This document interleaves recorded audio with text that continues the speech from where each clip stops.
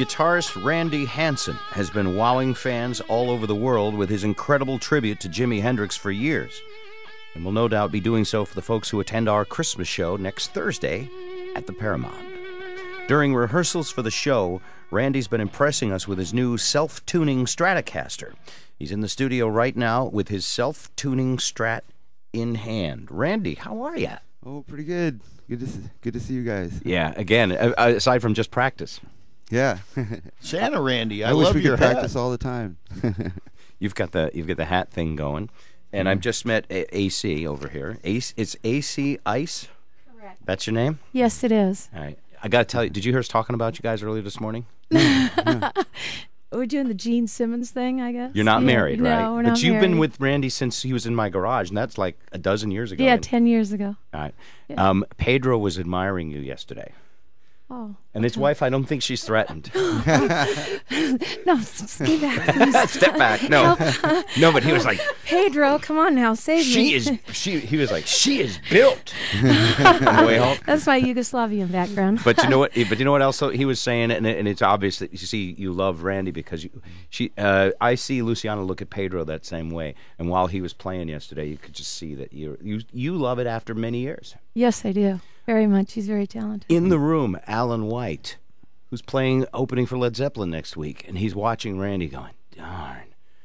You're really a musician's musician, and of course, it's not just that you can play like Jimi Hendrix. It's that you're so talented that just about every musician I know in Seattle says you're perhaps the most talented guitarist in town.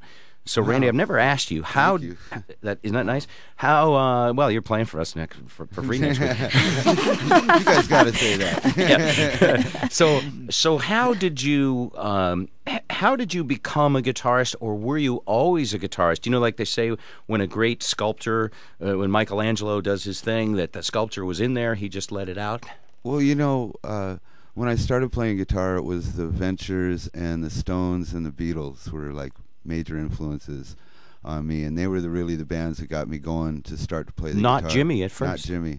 And then I took my guitar to school one day with me, and a guy watching the gymnasium said, "Who do you think you are, Jimi Hendrix?" And I said, "Who's that?"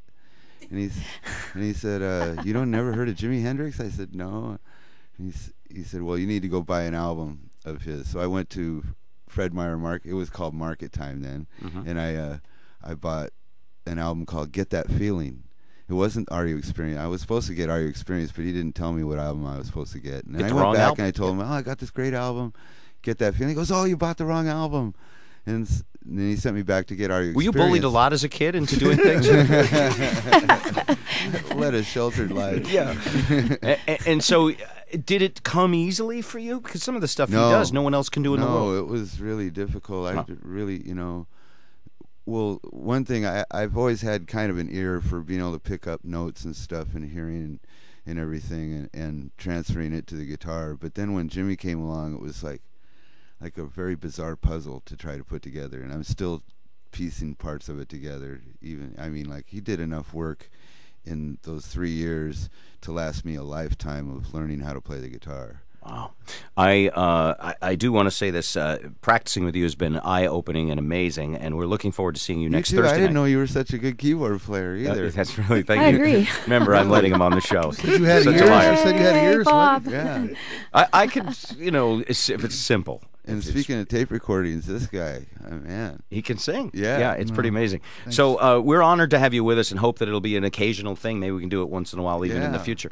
I know we prepared some special stuff for Christmas. I have no idea what you're going to do this morning, but we got about 2-3 minutes. Okay. And now tell me about the self-tuning guitar. Is this going to replace guitar tuning? Well, and won't that be bad? Won't that be bad because it lets really rotten guitar players get somewhere? Oh, well, you know what? I think it's really good because a lot of people don't have a clue how to tune their guitar when they first get it, And if you're really rich and you want to get a guitar that'll tune itself, you can do it. And then you'll have Pedro will hang around and you won't have to worry about whether it's in tune or not.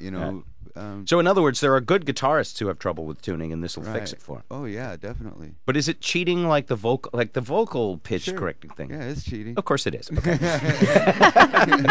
Ladies and gentlemen, Randy Hansen. Okay.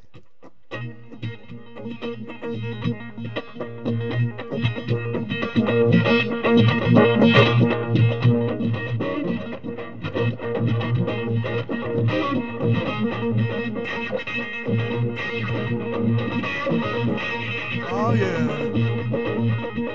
Oh, silent night, holy night. All is calm, all is bright. Round yon virgin mother and child. Holy infant, so tender and mild, sleep in heavenly peace, sleep in heavenly peace.